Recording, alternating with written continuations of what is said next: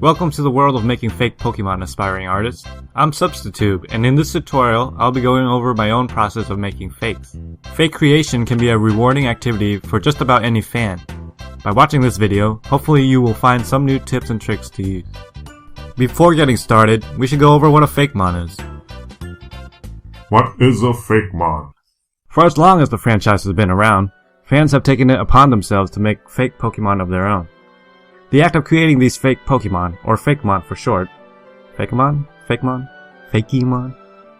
remains a popular method for fans to participate and express their love for the franchise. Fakemon take many forms. They can be completely original works, or evolutions, reinterpretations, or even fusions of existing Pokemon. So my earliest Fakemon were Pikachu evolutions, scribbled on the back of my homework. Sorry for the confusion, Mrs. Trimble. 4 times 5 does not in fact equal Pika Green.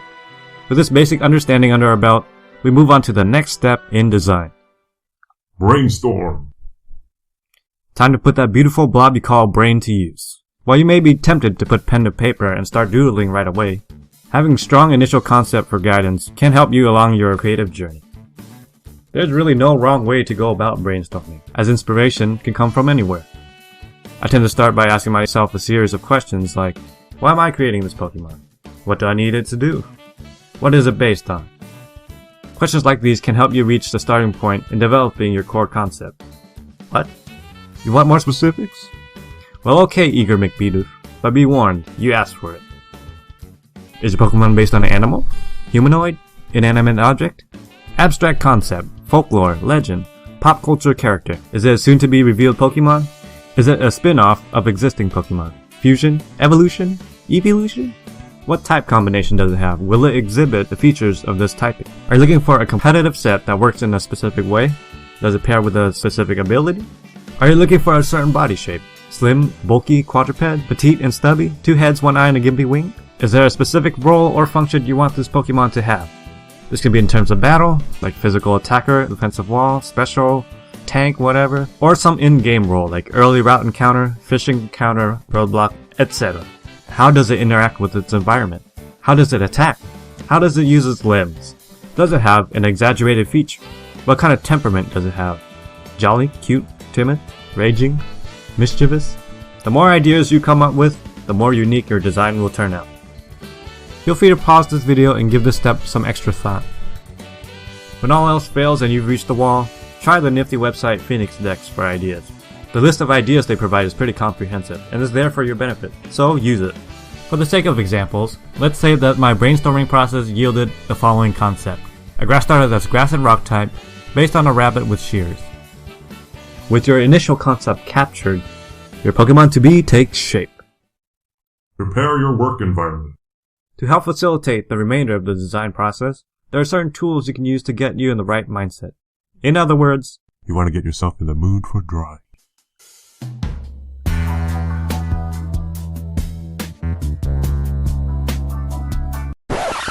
Wrong kind of mood. Keeping in mind your main concept, first gather reference materials for inspiration, sort of like a bootleg Pinterest.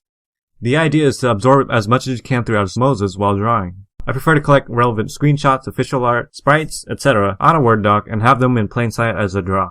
It's also good to have a reference if you're trying to emulate the official Ken Sugimori style.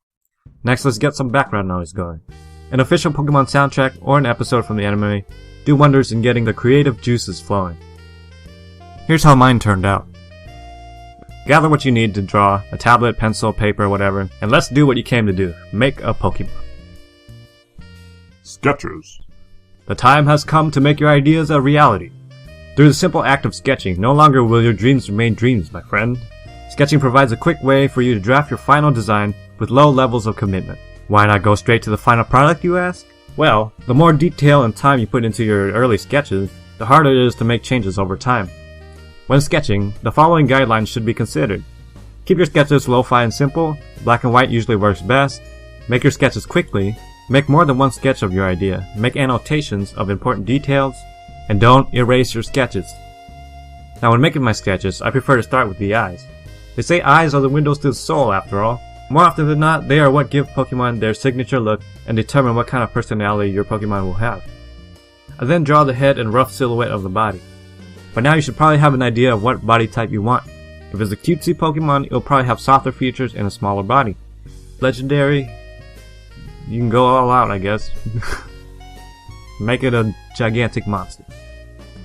There's no guarantee you'll get it right the first time, which is why I suggest making multiple sketches as drafts. Once you get through the first round of sketches, take time to review what you've done and revise.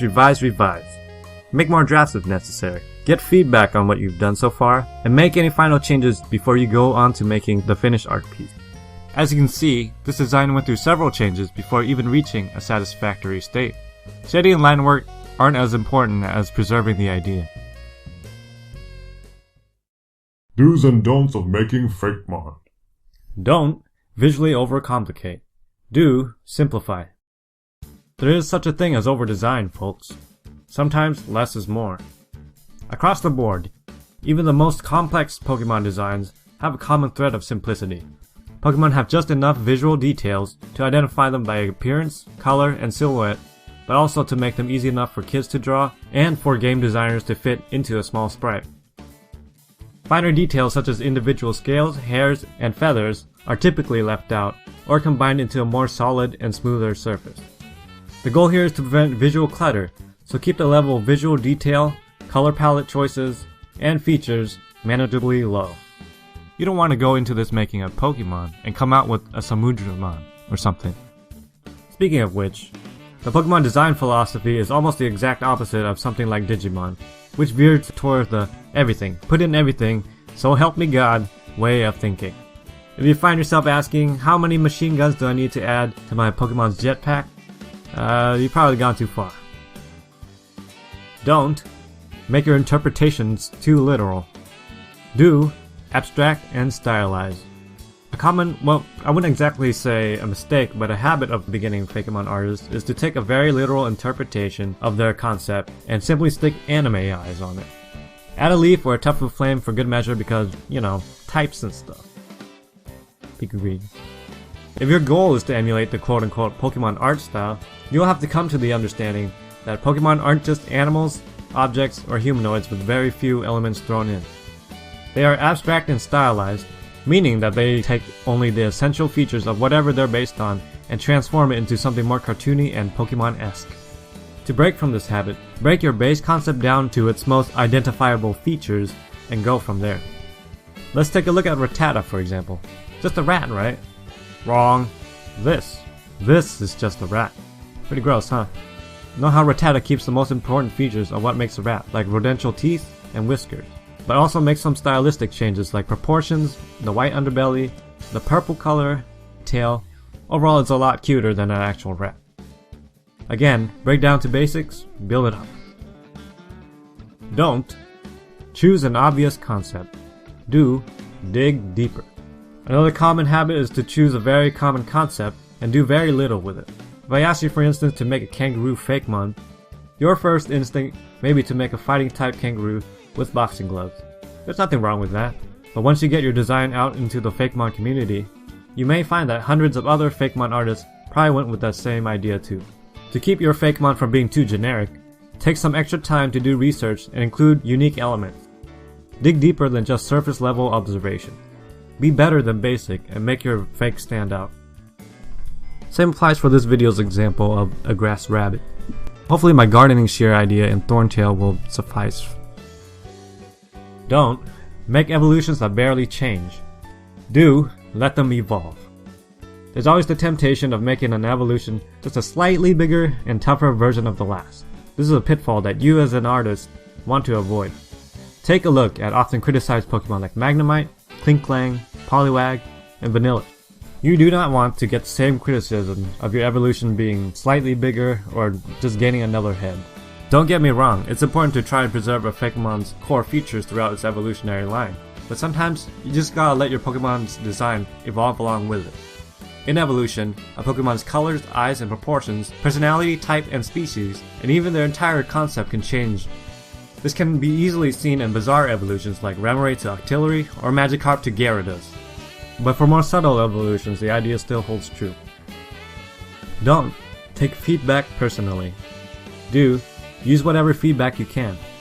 Feedback is a valuable tool for you to improve as an artist. It's good to have a fresh pair of eyes look at your work and possibly suggest improvements that you've overlooked. Remember, criticisms aren't the same as attacks. They're status moves. Don't dismiss criticism right away. If you're given some constructive criticism, along the lines of, this is what you should change, and this is how you should change it, use that to your advantage. At the same time, be wary of, your drawing sucks, dislike. You can't really do anything with these types of comments, other than ask for the person to elaborate, or just ignore them if they become abusive. At the end of the day, your art is your art. You can pick and choose what suggestions to take, and what to keep, and as long as you've given it your best, there's not much else to say. Don't plagiarize. Do make sure your work is completely your own. Don't pass someone's hard work off as your own. It's pretty simple. Art. You've done the brainstorming, you've done the sketches. Now comes the moment where we put all your hard work together. At this point, how you proceed is entirely up to you. Your preferred art style is what matters most here, and any tutorials regarding those specific art styles will be covered in their own videos in the future. You could try your own style, the official Sugimori art style, or in-game sprites.